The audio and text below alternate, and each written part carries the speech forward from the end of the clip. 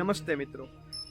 बहुत दिनों से बहुत सारे लोगों का प्रश्न है कि अभिषेक भैया, पंडित जी आपने जो पेज बनाया है या फिर यूट्यूब चैनल बनाया है उसका नाम तत्वमसी ही आपने क्यों रखा।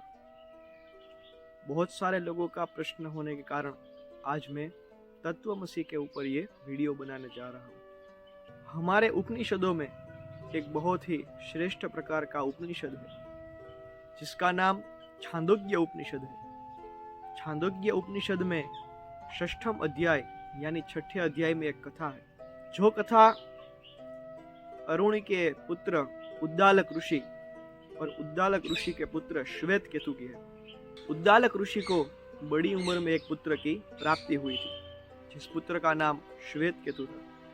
श्वेत केतु बहुत ही चंचल और खेल कूद में अपना समय व्यतीत करता था। उसे वेद शास्त्र और पुराण और आत्मज्ञान की कोई परवाह नहीं थी। ऋषि उद्दालक चिंतित थे कि मेरा पुत्र यह सही मार्ग पर नहीं है। 12 साल की आयु तक उद्दालक ऋषि ने श्वेत केतु के सारे कर्म की अवगणना की, लेकिन उसके बाद एक दिन उद्दालक ऋषि ने श्वेत केतु से कहा कि हे श्वेत केतु, तुम अपने गुरुजी के पास ब्रह्मचर्य का व्रत का पालन और चारों वेद और पुराण की पढ़ाई के लिए जाओ, क्योंकि हम ब्राह्मण हैं और ब्राह्मण कर्म, धर्म और जन्म तीनों से जो ब्राह्मण का कर्म करता है उसे ही श्रेष्ठ ब्राह्मण कहा जाता है। तुम सिर्फ जन्म से ही ब्राह्मण हो, कर्म और धर्म से ब्राह्मण नहीं हो, इसलिए तुम गुरुजी के पास जाकर शिक्षा लेकर आओ। श्वेत केतु 12 साल तक अपने गुरुजी के पास विद्या अर्जित करने के लिए चला गया। 24 साल की आयु में श्वेत केतु वापस आया। आने के बाद उसको चारों वेद और 18 पुराण की शिक्षा का अभिमान आ गया। उसने अपने पिताजी को प्रणाम नहीं किया और पिताजी के पास में आकर बैठ गया।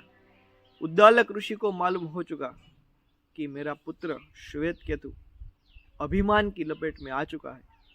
चारों वेद की पढ़ाई की प्राप्ति तो उसने की है, लेकिन उसका मर्म वो नहीं जान सका।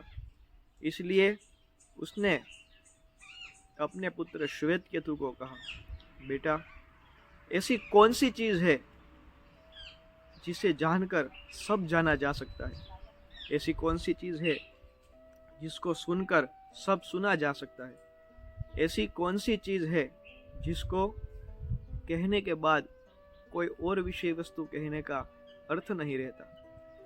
ये तीनों प्रश्न का उत्तर श्वेत केतु नहीं दे पाया। उसके बाद श्वेत केतु ने प्रणाम होकर कहा, पिताजी, आप मुझे ये बात समझाइए, मेरा अभिमान अब गल चुका है। तभी ऋषि उद्दालक जी ने कहा कि बेटा श्वेत केतु, मिट्टी को जान लेने से मिट्टी से बने हुए बर्तन के बारे में पूरे का पूरा ज्ञान जाना जा सकता है। सुवर्ण को जान लेने से सुवर्ण के सारे गहने को पहचान लिया जा सकता है। उसी तरह मूल तत्व जो ईश्वरीय तत्व है उसको तुम जान लोगे तो फिर सारी बाकी की चीजें हम जान सकते हैं। उस दिन ऋषि उद्दालक ने एक शब्द का प्रयोग किया, उसका नाम था तत्वमसि। सिर्फ तेरी अंदर की चेतना ही वही है कि जो वो मुख्य तत्व है, और जो तत्व वर्षों पहले था, जो अभी है और आगे भविष्य में भी सिर्फ एक ही तत्व रहेगा। तत्वमसि सिर्फ एक वही तत्व है, इसके अलावा कोई तत्व नहीं है।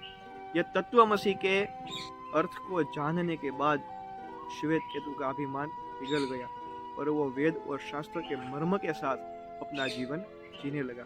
तत्वमसि शब्द का अर्थ अगर कहा जाए तो शब्दों में भी हम उसको व्यक्त नहीं कर सकते, लेकिन शास्त्र में बहुत सी सारे ऐसे तत्वमसि के अलग अलग भिन्न भिन्न अर्थ बताए गए हैं।